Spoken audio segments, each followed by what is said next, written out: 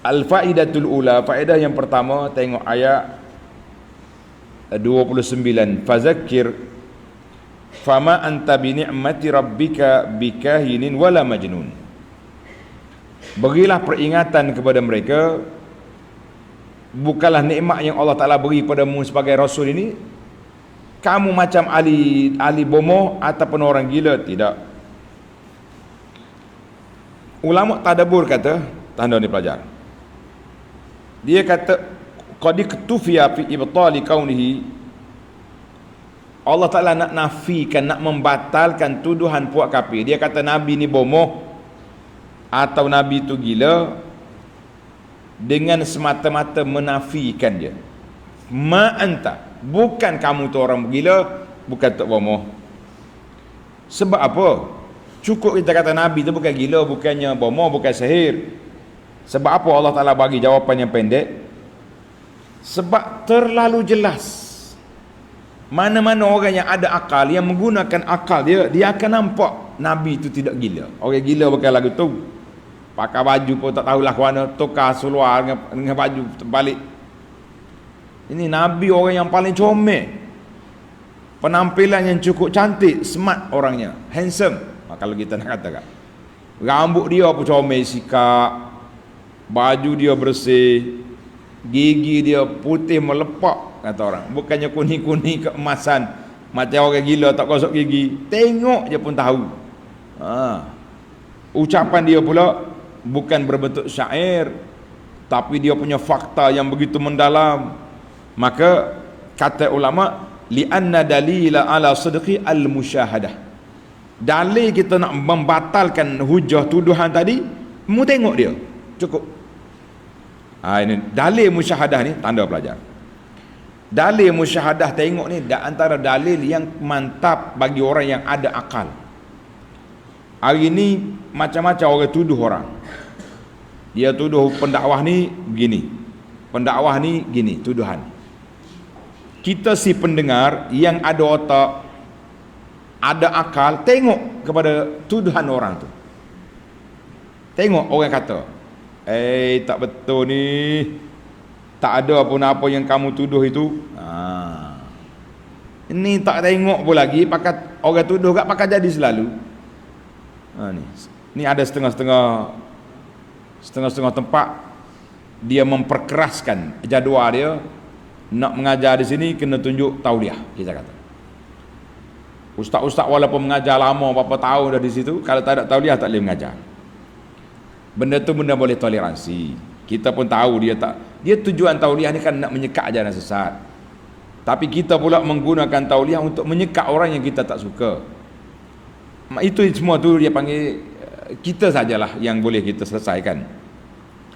Jadi apabila orang ni berhenti, persepsi masyarakat kata, oh dia ni sesat ni, tak boleh mengajar dah sini sebab begini segini.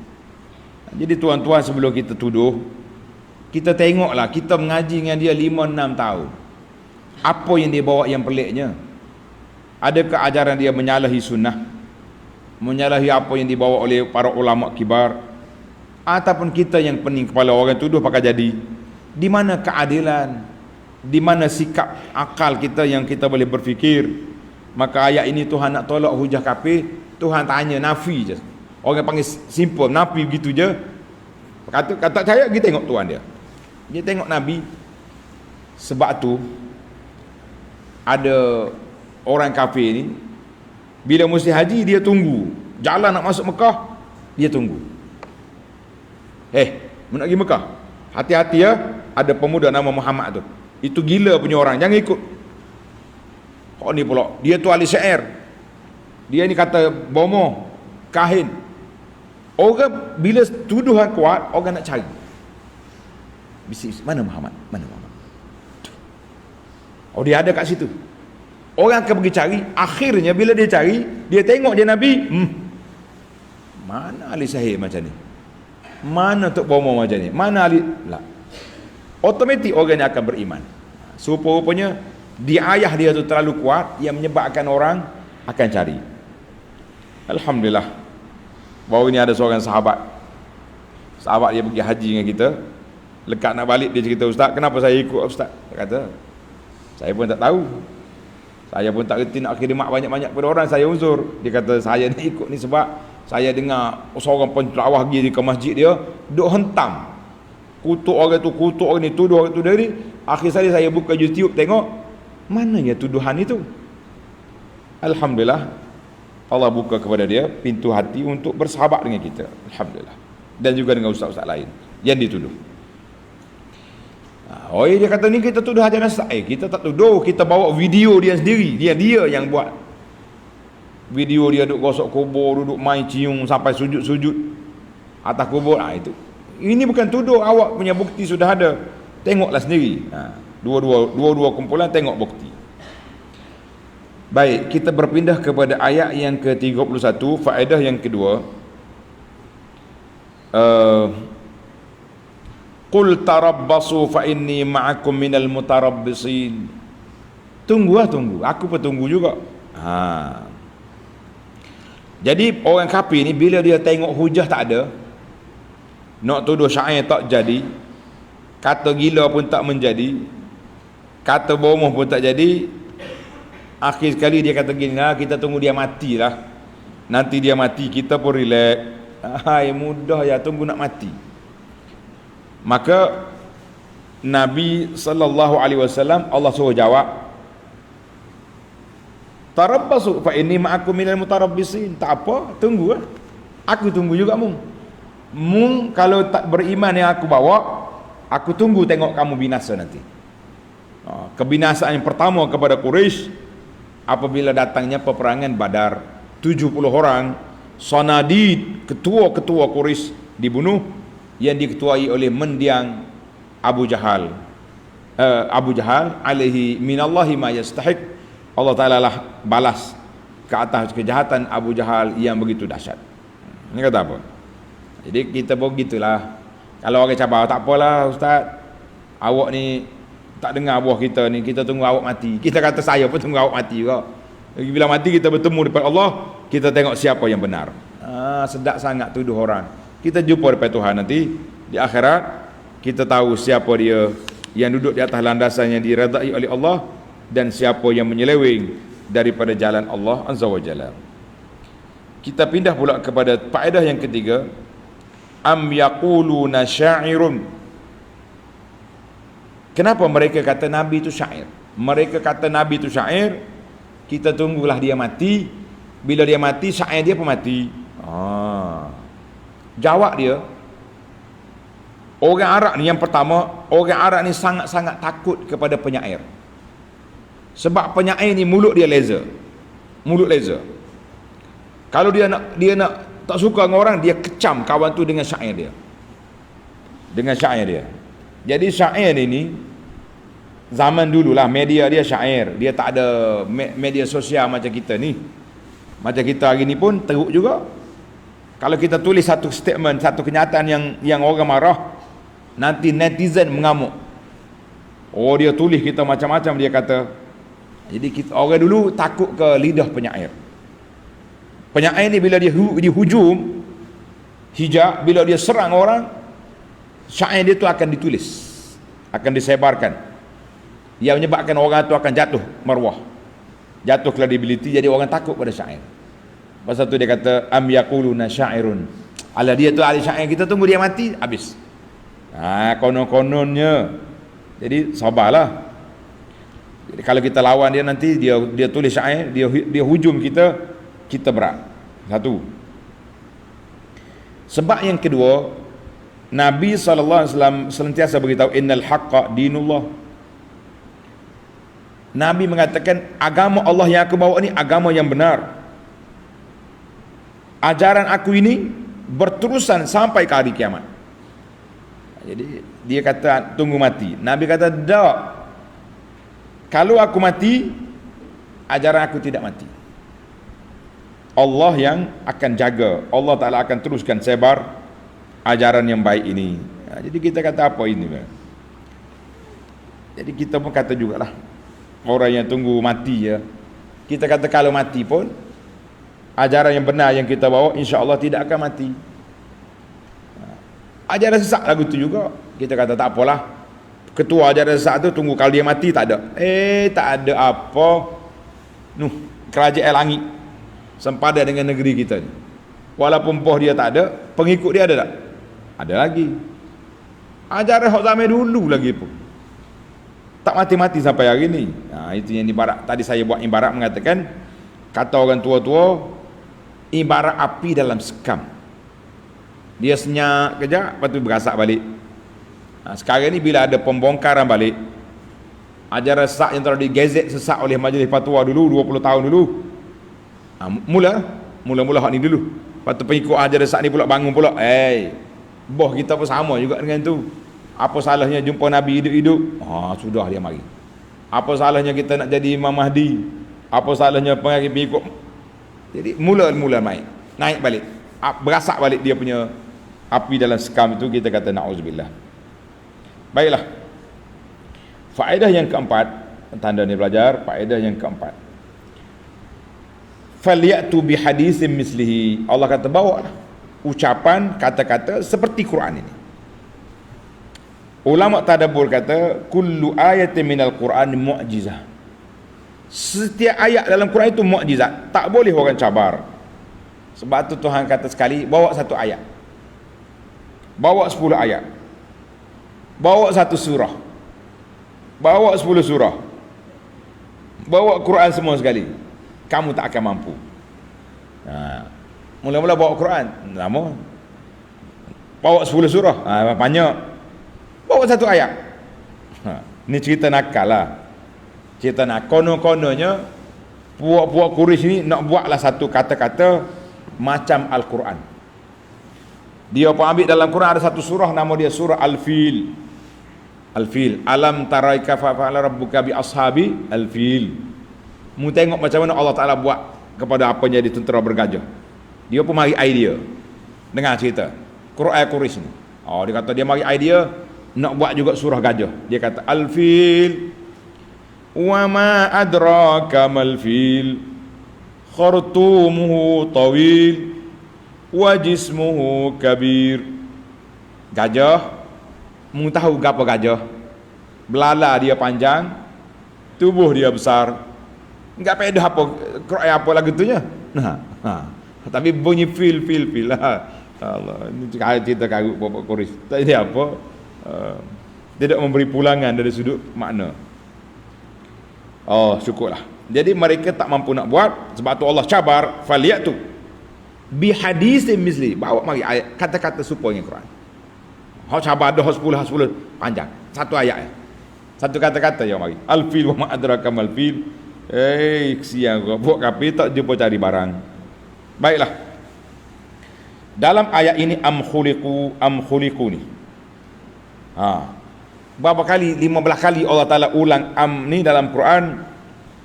Dalam ayat yang kita baca ini saja ada 3 cabaran, 3 kita kena memikir. Tanda tuan, dia panggil istidlalu bidalili sabri wat taqsim. Kita buat dalil dengan cara kita kumpul maklumat-maklumat, kemudian kita cari yang mana yang boleh dijadikan hujah, wahwa min ummahatil jadal. Ini adalah merupakan isu besar, poin besar dalam perdebatan. Nak berdebat, kita pegangnya. Jadi dalam ayat ini Tuhan kata apa? Am khuliqu min ghairi syai'. Tanda, ada 3 soalan. Hei kafir, mu tak mau terima? Adakah kamu terjadi gitu saja? Jadi tanpa pencipta? Satu. Am humul khaliqun, ataupun mu sendiri buatmu? 2. Kalau tidak belaka, maknanya kamu buat, tak buat kamu sendiri pun buat, tak jadi sendiri pun tidak, maka yang ketiga sudah pasti adanya pencipta yang menjadikanmu, ada pencipta yang menjadikan kamu. Ini dia panggil ayat ummahatul jadal. Mana kita nak berdebat ni, kita kena pegang dia punya isu. Jadi dalam 3 soalan ini sudah pasti jawapan yang ketiga itulah kita jadi tercipta daripada Allah yang menciptakan. Kata di para ulama, al-muhdatsu la budda min muhdisin. Setiap benda baru ada pencipta. Ilmun fitriyun daruri. Suatu ilmu semula jadi dalam diri manusia, tak boleh nak ingkar. Sehingga kanak-kanak, contohnya budak 2 orang, mari sore peng tapa dia, mau tapa. Dia tak tengok. Dia apa? Siapa kata aku? Siapa pukul aku? Jadi kalau orang kata tak ada siapa pukul, awak terima tak? Peng kena tak ada siapa pukul. Ini jawapan tak betul. Mana boleh tak ada orang pukul, sedangkan aku kena pukul, bengkok dah kepala dia tu. Maka dia pasti akan tahu bahawa sama ada dia pukul dia sendiri ataupun orang pukul dia, mesti ada benda yang melakukannya. Itu dia panggil maknanya benda baru, mesti ada benda yang terjadi. Dia tak jadi sendiri saja, ada sebab dia. Jadi kalau kita kata budak-budak pun tahu dilalatil fitrah, bahawa benda yang terjadi itu ada yang menjadikan. Sebab itu orang Badui mudah ya, dia kata nak tanda ada Tuhan mudah bagi dia. Dia kata al-ba'ratu tadullu al-ba'ir, tahi unta menunjukkan ada ibu unta. Ada hak berak kat situ. Ada alam menunjukkan ada pencipta. Mudah sangat. Ni ada satu cerita yang saya bawa cerita dalam tafsir kita ni dulu masa PKP. Nama dia Lawrence Brown. Lawrence Brown ni nak dengar ke nak klik? Nah, celak mata nak dengar. Dia ni kafir etis. Etis maknanya dia orang tak beriman, orang tak ada Tuhan. Bagi dia Tuhan tak ada. Takdir Allah SWT, anak dia sakit jantung, biru dah anak dia tu, biru dah. Maknanya berat benar jatuh dia, tak ada oksigen. Masuk hospital ICU. Dia ni doktor pakar mata. Doktor hak jantung panggil dia Brown. You punya anak perempuan dia tu, nama Hannah. Dia kata Hannah ni tak ada harapan lagi nak hidup, kena mati dah. Sebab kalau kita belah dia sekarang, mungkin 2-3 bulan lagi jantung sumak balik, belah balik, akhir kali anak pun jadi bahan pemotongan, belah baik dia tak ada harapan lah, tak ada harapan. Dia pun terlalu panik ni, dia berjalan dalam hospital. Tiba-tiba dia jumpa satu tempat, dia tulis bilik solat, bilik ibadat. Dia masuk. Dia ingat ke dalam bilik tu ada patung, ada benda-benda hak dia boleh gosok-gosok lah. Masuk tengok ada seorang doktor Muslim sedang berdoa. Orang doktor pakar hak Islam duduk semaya dalam tu, tengok doa. Dia tak percaya dengan Tuhan, tapi oleh kerana terdesak, ini dipanggil dilalatul fitrah. Fitrah manusia ni, dia akan cari siapa yang mencipta dia. Dia pun berdoa. Dia kata, wahai Tuhan, my God. Nah, dia kata kalau betul mu ada, kalau betul awak ada, tak percaya lagi ni. Kalau betul mu ada, seperti yang didoa oleh doktor sebelah aku ni, mu sembuhkan penyakit anak aku, tunjukkan mu ada. Oh, sedap juga dia punya hujah. Mana kalau betul mu ada, hai Tuhan, mu tunjukkan bukti mu ada dengan sembuh anak aku. Dia tawasul dengan wujudillah. Dalam lepas pada dia doa tadi, dia pun keluar balik nak pergi ke buat anak dia tadi, nak pergi tengok lah, mungkin mati dah anak dia kot. Dia pergi dalam 10 minit 15 minit gitulah, beza dengan hot doktor. Dia gigi, dia tengok doktor duduk relax. Tadi kelang kabut wayar sana. Ni doktor-doktor pakar dalam bilik jantung tadi senyap. Mati dah lah anak dia. Tak kira doktor relax kalau tidak. Dia pergi. Why? Kenapa? Brown. Doktor pakar kata, Brown, you punya anak tak ada sakit. Hak biru tadi putih balik. Dia punya tekanan darah pun naik stabil. Ka'annaha lam takun syai'. Macam tak ada apa-apa berlaku. Jadi orang pun terkejut lah kau. Kenapa pelik? Dia kata dia tak tahu apa. Brown tahu dah. Sebab dia janji, kalau mu ada Tuhan, tunjukkan bukti kamu ada. Allah Ta'ala tunjuk bukti anak dia sihat. Pada waktu itulah dia mula mencari Tuhan. Mesti ada Tuhan duk mana, dia cari. Cari. Dia pergi buka kitab Kristian, tak jumpa Tuhan. Takdir Allah Ta'ala, dia jumpa Quran, dia kaji Quran. Alhamdulillah, akhirnya daripada Lawrence Brown kepada Abdullah Brown.